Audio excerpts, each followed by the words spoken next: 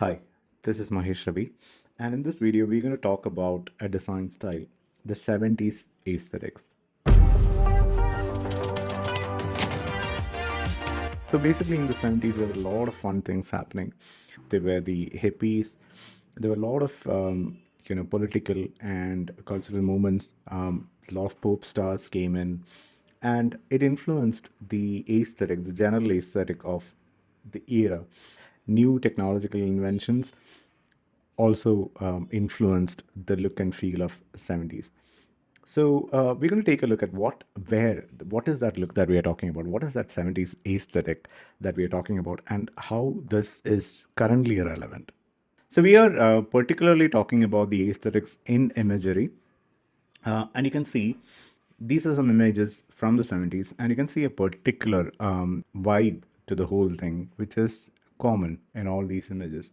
So we're going to take a look at what are those features which were so prominent in these images, and we are going to take a look at the current applications of this. So if you look at one of the major things in 70s was flash photography. So since these hippies used to travel a lot, they used to carry this use and throw cameras which had a flash in there. So they were actually shooting these images, and this flash went automatically along with every shutter. So to compensate for the lack of light. So what happened is that it created all the photos. It was flooded with light, and it created a dark, very dark shadow. And it sort of people always felt like a cutout, and that was a very, very, very popular look in the 70s because everybody had these kind of cameras, and they were clicking photos everywhere. The next thing that you might actually notice is because of this, they were carrying cameras everywhere, and they were quickly taking pictures because, unlike traditional cameras, they didn't have to wait for the light or the right moment. They could actually get an image anywhere because there was a flash there. So it will actually throw in the light, and it will give you a clear image. So people were clicking randomly, like how we are doing with mobile phones right now. They were clicking like rapidly and all that to capture a moment. And often this ended up with imagery where it offered a lot of surprise candid moments. People were actually maybe in the middle of a yawn, or they might be closing their eyes, or they might be in surprise, or will be talking about something. So if you look at those images, it always had this candid surprise moments there. Definitely, there are going to be grains and blurs because these cameras they were using, they were just there was not enough adequate light. Even if there was flash on it, the backgrounds often wherever there are darker places, it had the grains of the film, and that reflected in the aesthetic. Slight out of focus shots um, also were happening in these imagery. Another major thing that you might actually notice in this images is the high value reds and blues. So most this is basically a property of the films that they were using. Um, it was Kodak, Ektachrome, films, most popular ones at that time, and it had high values of reds and blues. So it always rendered, or when it was chemically washed and made into prints, it created like high saturated reds and high saturated blues, above all the other colors. So that was one traditional, one signature look of the 70s. Now, see, why is this relevant, and why are we talking about 70s aesthetics right now? Is because 70s aesthetics made a comeback. And if you look at any, contemporary branding images, mock-ups and stuff like that, you might actually notice the similar aesthetic, which is making a round right now. So let's take a look at these images. These are not actually from the 70s. These are basically mock-ups, design mock-ups, which are made currently. And if you look at this, all the parameters that we actually spoke earlier, the flash photography, you can actually see that in pretty much all the photographs here. Candid surprise moments, which is happening. And if you look at these mock-up images, like somebody carrying a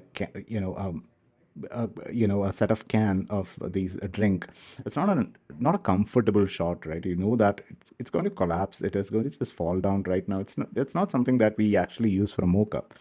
And the one with the burger, we don't see that conventionally right now currently, because half-eaten burger and these things with shadows distracting the whole imagery is not something that we actually would use currently, but this is actually making waves right now.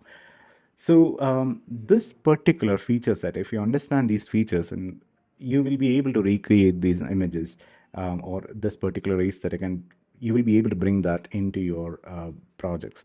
So let's take a look at how we can create this look using the current set of tools that we have. So let's generate an image. So what you can do is you can try to find an image. So let's go to something like Unsplash and let's look for an image.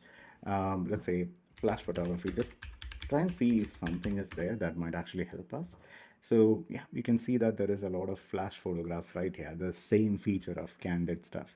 It's not completely 70s because these are probably photographs which are shot right now. But we can see that sort of aesthetic which is happening here. So for instance, we can see that this is, yeah, something which looks very 70s, and it's not very aesthetically appealing, but this is what we actually want, right? So what I'm going to do is I'm going to just download this. We'll try to work with this image. Okay, there are so many interesting images here. We might be able to use it. Okay, cool. But let's do that later. All right, so we have the image that we need to work with. So let's go to Photoshop and let's see what we can do there, right? So I'm going to open this with Photoshop. Okay, meanwhile, I need one more tool. I'm going to download this right now, so because I rarely use it. I don't have Illustrator installed on my system. So I'm going to just go to Creative Cloud and install this just for this video. And I'll have to say this, that I will uninstall this immediately after this video is over, because I am not a fan of Illustrator. I don't like that being in my system. Don't know why. All right, so let's let that happen. And we will go back to Photoshop and it's here. So we don't need the entire imagery. We will basically take the crop tool and we will create a crop. It's again not that aesthetic, right? So we'll create a crop which is not actually fully there. It's sort of like weird, right? So we'll create a crop like this. So it looks like an uneven crop, right, for the whole thing. So this is good enough to start with. But what we're going to do is, as I told you, there are certain parameters that we want to include. See, automatically this is flash photography. Already this is a flash photography, so we don't have to actually worry too much about that part. But what we need to do is we need to increase the values here. So what we're going to do is we are just going to go to curves. So Control M to bring up the curves tool, and we are going to create a small S curve in here. So create a point here, create a point in here, and create a point in here. So let's create a small S curve, a very, very small one. So we created a small S curve here. So you can see that it added a little bit of contrast in here. Go to red in this. So how curves work. Basically, this is the the input and the output value. So if you change it, it's going to affect the whole image like that. So what I want to do is I just need to increase the red values a little bit. So not too much, but a little bit. We'll do the same with blue as well. So I'm going to just increase the blue also a little bit. You can go to green, and since green doesn't play an important part, we can bring down the green, but that might actually not work with this image. But yeah, we don't want to, we'll just leave it like that. So we have this.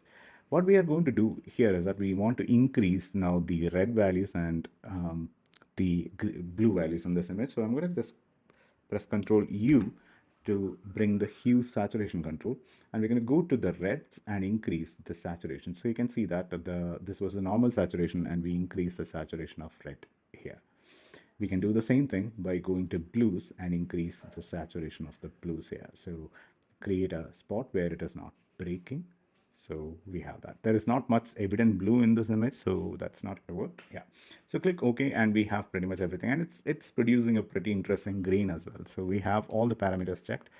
Now what we need to do is we need to use this in one of our designs, right? So we need to use this image as the mockup image of our brand. So what we're going to do is we are first going to take this off from here, this food brother icon, the text from here. So to do this, we can use multiple tools, but what I'm going to do is I'm going to take the lasso tool and I'm going to select this area.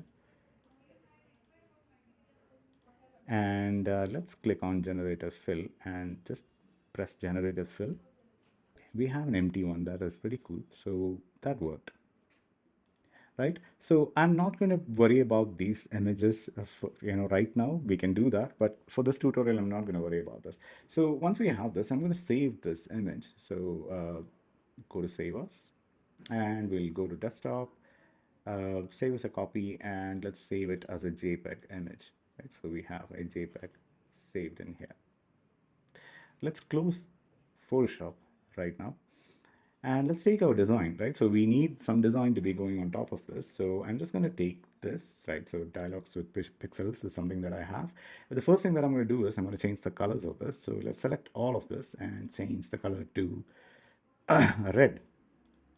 Let's do this here as well. Red and red. Okay, we have it. Just export this. PNG, and I don't need a background. Let's download this. Okay, we have this. Now what we're going to do is, I think the Illustrator tool might be ready by now. Just open that. Create a new file. I think we'll be fine. And what we're going to do is, we're going to take both the files. So the image that we just created, which is right here, and also the logo that we have. So we have two things which are here.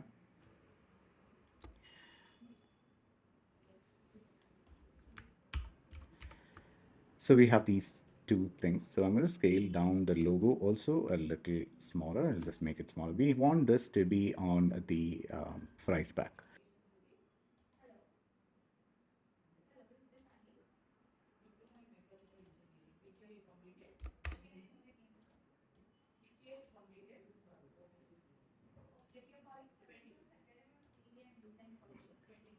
Now, what I have done here is that I have taken my, that was a PNG image.